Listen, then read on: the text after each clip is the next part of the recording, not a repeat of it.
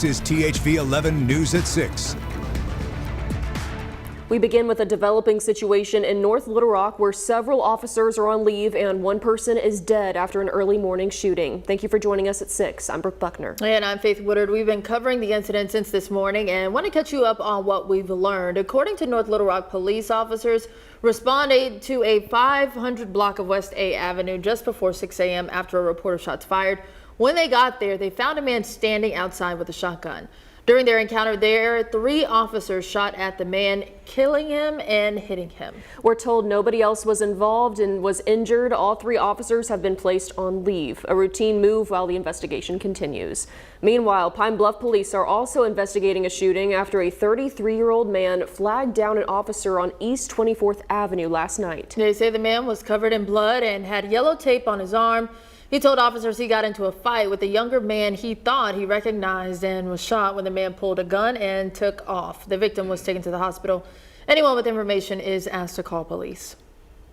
After hearing about these recent incidents, people in Pine Bluff are once again asking what's being done to curb the city's crime. The new police chief, Sean Davis, says he's asking the same question and already is putting plans into motion just days into the job. THV 11's Maya Ellison sits down with Chief Davis to learn more about his priorities moving forward. Who is Chief Davis? Oh, who is Chief Davis? I got a lot of hats that I wear. Father, husband, mentor, things of that nature. Of course, police officer. Sean Davis now adds police chief to that list, leading the department he served in for more than 2 decades. We're going to hold people accountable. The officers are going to hold them accountable. And just have a better working relationship with the community. For Davis, building that connection starts with visibility and accessibility. I'm going to get out and meet the people where they are. We have different programs that allow for that. We have an open door policy. I'm wanting to hear the concerns, want to hear the challenges, so we know what we need to focus on. And like I always say, together we win. As Chief Davis steps into the role, crime remains a top concern for residents. This week alone, police reported an aggravated robbery and a shooting. But department data released last year shows overall crime down 15% compared to 2024. Davis says part of his mission is changing Pine Bluff's reputation. Some people may have bought into the narrative of so-called crime Bluff. I know it's a false connotation. Every city has their share of crime, I just think ours get publicized more.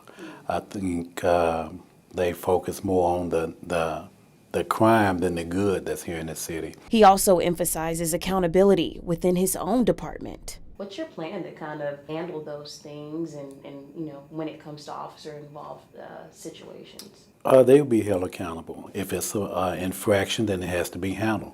Davis says he's already working to restructure his command staff and increase officer presence on the streets. I think we're going to tweak the strategy on how those officers police the neighborhood. Now 4 days into the job, Davis says his first 90 days are focused on leadership, visibility, and trust. I want to get out and meet with the community more, get a better relationship with the community, and let them know we're here for them. And as for the overall goal, to make Pine Bluff a place where they say, hey, we can go there and start a business, we can go there and raise a family. So I want to let Pine Bluff know that I understand the assignment. Maya, thank you. Chief Davis also says beyond reorganizing leadership, one priority he has is getting the city's real-time crime center fully operational, a tool he hopes will help officers respond faster and prevent crime before it happens. Closing out what's been another gorgeous day outside. Temperatures manage the lower 70s, upper 60s tomorrow with a few more clouds rolling in, but the daylight hours are getting a little bit longer in nature, so we're enjoying more of the sunset. That's what it looks like outside over Little Rock at this time with your current numbers now 64 degrees here, 57 to Queen, it's 62 in Mountain Home. It's cooling off. Here's the way the next 3 days shapes up with partly sunny skies tomorrow. We'll continue with the above average temperatures over the next 3 days with rain and thunderstorm chances coming into the fold here as we head into your Thursday and Friday timeline. Coming up in just a few minutes, I'll provide you the latest timing and information on those rain chances on Thursday and Friday. Well, the zoning debate in Saline County continuing right now as a meeting is underway to discuss the proposed private school in Benton. It's one of the largest growing areas in Arkansas that includes a new Buc-ee's being built right across the street. THV 11's Catherine Rowley is there to get us up to date on where things stand. We're here tonight at the Benton Planning and Zoning Committee meeting where members of that committee will hear an agenda item. The goal is to maybe change an ordinance of the city about school zoning. We'll hear potentially on what community members think, what the board thinks. This all comes after there's been a fight back and forth about a private school that the group wants to go up. Community members have been pretty outspoken. We'll have more tonight on 10 about what this means for the current ordinance, for the school zoning laws and ordinances here in Benton. In Benton, Catherine Rowley, THV 11 News. Over in North Little Rock, voters have just over an hour to cast their ballot for one of the two Democrats you see on your screen, Cordelia Smith Johnson and Alex Holliday. The winner tonight will face Republican Bo Renshaw in March, with that winner filling the seat left vacant after former Republican State Representative Carlton Wing resigned more than 2 months ago. Voters in Northwest Arkansas are also casting their ballots for a special election there. Ted Tritt, Stacey Smith, Brad Simon, Mark Berry, and Wade Dunn are the 5 Republicans looking to fill the seat left vacant by the death of Gary Stubblefield in September. The winner tonight will face the one independent, Adam Watson, in March. We'll have details or results from both elections tonight at 10.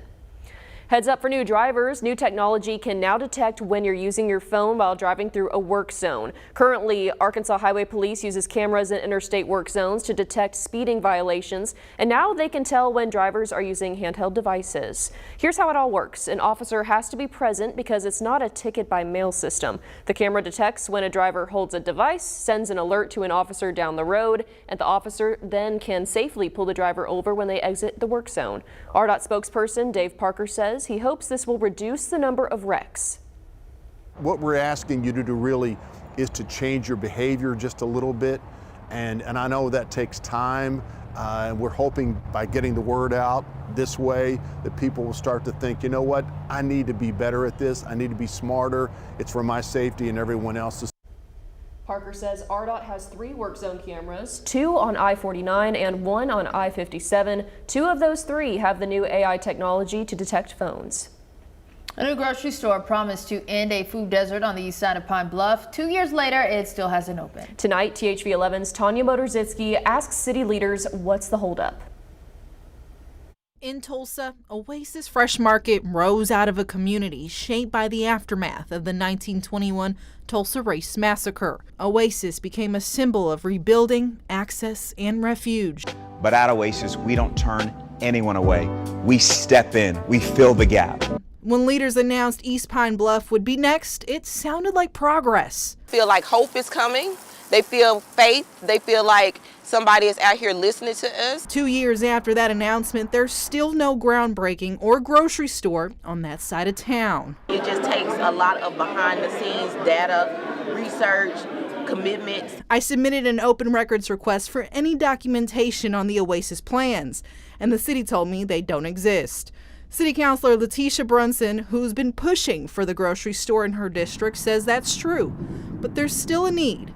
And she's still on board for Oasis to come. We have to get some funding together. We just have to do some things to bring it full circle. She says there was a letter of intent for Oasis with urban renewal and a tax incentive with Go Forward Pine Bluff, but that process sunsetted. While the old Big Lots off of East Harding is waiting to be home to a new grocery store, Brunson says they did not forget, it's just taking longer. We're working hard to get that, to do what we got to do, because economic development is important, and people having access to healthy food is important. For now, the promise of an Oasis in East Pine Bluff is still just that, a promise.